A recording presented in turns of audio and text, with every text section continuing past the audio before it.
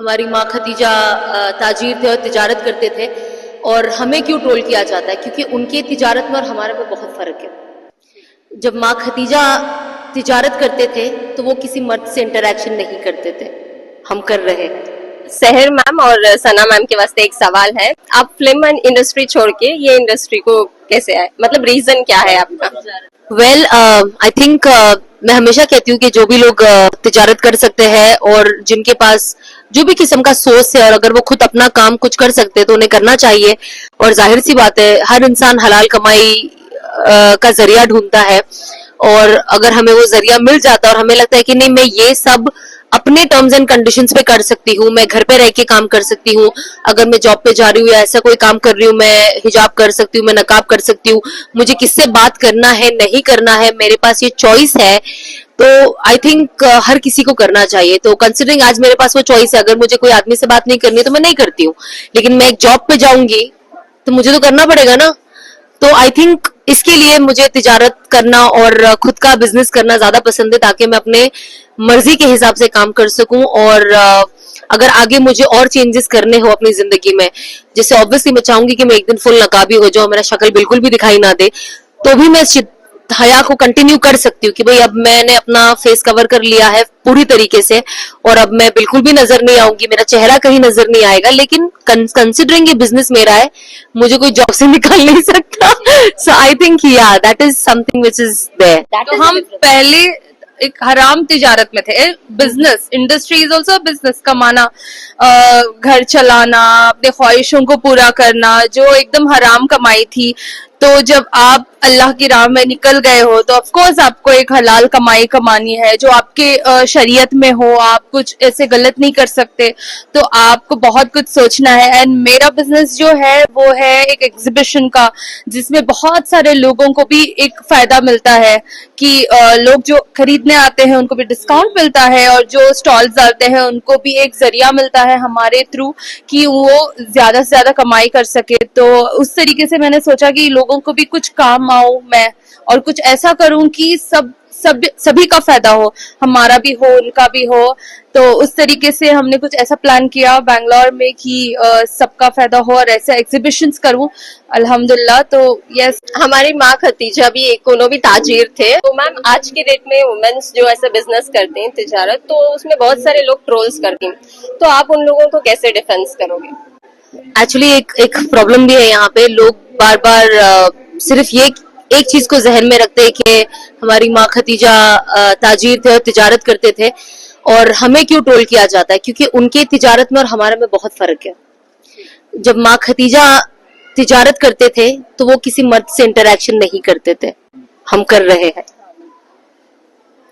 Second, उनके पास बहुत सारे मर्द थे जो काम करते थे, लेकिन वो कभी उनसे डायरेक्ट बात नहीं करते थे, लेकिन हम कर रहे हैं। वो जो मैसेज देते थे कि मेरा ये काम हो जाए, जो उनकी खादमाएं होती थी, जो उनके साथ जो औरतें होती थी, वो मैसेज को आगे लेकर जाती थी और मर्दों को बताती थी। जब रसूलुल्लाह सल्लल्लाहु अलैहि वसल्लम भी जब उनके लिए जब उनका जो बिजनेस से वो एसोसिएट थे और जो उनकी चीजें लेकर जाके वो दूसरी जगह पे उसका बिजनेस करते थे, वो भी माँ खतीजा से कभी डायरेक्ट बात नहीं हुई है।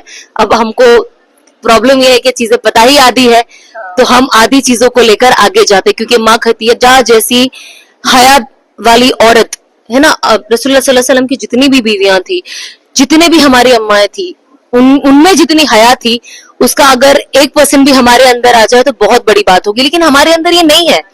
तो यहाँ पे एक ऑब्जेक्शन उठता है, जो सही बात है। देखिए, मैं अपनी तिजारत करने के लिए अब मैं शरीयत बदल दूंगी, कहूंगी नहीं ये भी हो जाए, तो ये गलत बात है ना। मैं भी इसीलिए चाहूंगी कि मेरे लिए भी एक जरिया बने, जहां पे मैं भी आगे जाकर कोशिश करूं कि मैं भी किसी मर्द से डायरेक्टली बात ही ना करूं, और मेरे पास लोग अंडर हो या कोई मेरे लिए काम करता हो जो मेरा मैसेज आगे लेकर जाकर करे, क्योंकि जाहिर सी बात है कि इंसान जो तिजारत करता है, अल्लाह ने उसको जरिया दिया है ना। तो जो वो जरिया दिया है तो वो दूसरी चीजों के लिए भी वो उसे यूज करे। जाहिर सी बात है, माँ खतीजा तिजारत करते थे, आप भी तिजारत करें, लेकिन अगर आप उनका एग्जाम्पल दे रहे तो फिर आप उनकी, वो जैसे करते थे आप वैसे करिए। हमारे अंदर वो भी है नहीं, अल्लाह करे वो हमारे अंदर आ जाए और हम भी वो चीज को सीखे, हम भी वो चीज को समझे। और मैं खुद भी चाहती हूँ कि कल को मेरा एग्जीबिशन हो तो मैं ओनली लेडीज रखूं, जिनके भी हस्बैंड है इनको पैसे दे दीजिए, कार्ड दे दीजिए और बाहर ही रुकिए, प्लीज अंदर मत आइए। तो इंशाल्लाह मैं भी चाहूंगी कि मैं एक ऐसी जगह पे पहुंचूं और मैं इस तरीके के इवेंट्स को ऑर्गेनाइज कर पाऊं जहां पे हर किसी की मॉडेस्टी का ख्याल हो, जहां पे हम कुछ शूट ना करें, जहां पे हम कुछ पोस्ट ना करें, हमको कुछ नहीं करना है। तो इंशाल्लाह मेरी भी ये नियत है। अब यू नेवर नो, इंसान नियत करे और अल्लाह से मांगे तो यू नेवर नो, किसी एक दिन कबूल हो जाए। बट देखो, नियत करना इज वेरी इंपॉर्टेंट। अगर आपके दिमाग में ये चीजें आएगी तो इंशाल्लाह आप अल्लाह से मांगोगे तो एक ना एक दिन वो चीज आपके काम में भी दिखेगी। तो बस अभी फिलहाल ये सोच है, आप दुआ करें कि अल्लाह हमसे भी ऐसा काम ले। आपको बैंगलोर कैसा लगा और आपके प्रोडक्ट्स का रिस्पांस कैसे आया? वेल, बैंगलोर तो मुझे बहुत अच्छा लगा। शहर तो बैंगलोर की ही है, शहर की वजह से मुझे भी बैंगलोर में एग्जीबिशन करने का मौका मिला और ऑनलाइन हमारा सेल माशाल्लाह से होता है। And Bangalore has always been in the top 3 cities, Hyderabad, Bangalore and one more, कौन सी मुझे याद नहीं आ रहा है। Bangalore and Hyderabad has always been our top cities of shopping जो हमारे क्लाइंट्स होते हैं। तो मुझे बैंगलोर में आना चाहती थी मैं, एंड देन फिर शहर से बात हुई ना, देखा शहर तो बैंगलोर में रहती है, तो जाहिर सी बात है मुझे क्राउड का अंदाजा नहीं था यहाँ पे, बिकॉज यू नो हैदराबाद में थोड़े नवाबी लोग होते हैं ना, तो उनका शौक होता है। बैंगलोर में मुझे आइडिया नहीं था कि लोग पसंद करेंगे, क्या करेंगे, कैसे करेंगे, क्योंकि ऑनलाइन जो खरीदते हैं उनका एक इंडिविजुअल टेस्ट होता है, लेकिन जब आप एक एग्जीबिशन लेके ऐसे शहर में आते हो तो मेजोरिटी का टेस्ट क्या है आपको नहीं पता।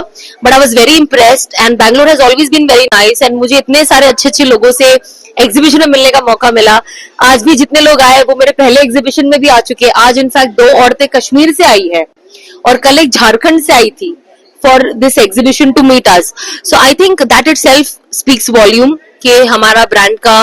एंड माशाल्लाह से लोग खरीद रहे, लोग अबाया पहन रहे, इनफैक्ट यहाँ पे खरीद के यही पहन ले रहे, इतना एक्साइटेड है। तो आई थिंक ये चीज देखकर आपको बहुत मजा आता है। And of course apart from that, I love Bangalore weather, I love Bangalore food and I like few people also. Bangalore biryani और इतना तेज खाते हैं। Bangalore language it's so funny but it's fun. तो मुझे बहुत अच्छा लगता है, मतलब तो थोड़ा थोड़ा बैंगलोर लैंग्वेज भी सीखने लगे हैं। हाँ, समझ में आता है खड़को वड़को क्या क्या कुछ कुछ बोलते रहती है शहर, तो मैंने 1-2 वर्ड सीखे। बट या आई एंजॉय बैंगलोर। एंड यहाँ पे अभी हमारे तो बहुत सारे, हम हज पे थे तो we had few people who were from Bangalore. हम कल भी उनकी दावत पे इनफैक्ट गए थे, तो हमारे हज के साथी भी यहाँ पे है, तो बहुत मजा आता है। सो आई थिंक दैट्स हाउ आपकी फैमिली बढ़ती है, you know, you keep meeting people. आजकल तो बैंगलोर सनाबाजी का सेकंड होम हो गया है, बिकॉज ऑफ कोर्स मैं उनकी बेस्ट फ्रेंड और बहन जैसी हूँ।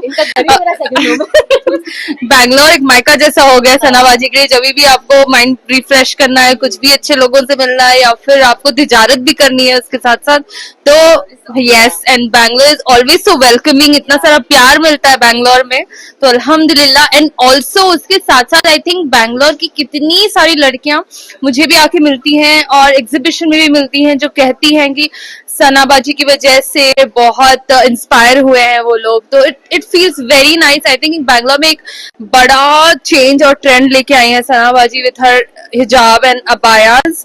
तो यस, मैं भी बहुत खुश होती हूँ उनका कलेक्शन पहन के, एंड एवरीबडी इज हैप्पी। वो देख के मुझे बहुत खुशी होती है कि हमारा यंग जनरेशन को ये इतना इंस्पायर करती है, इतने स्टाइलिश अबायाज जो वो बहुत खुशी खुशी पहनते हैं। तो it is very nice to have her always.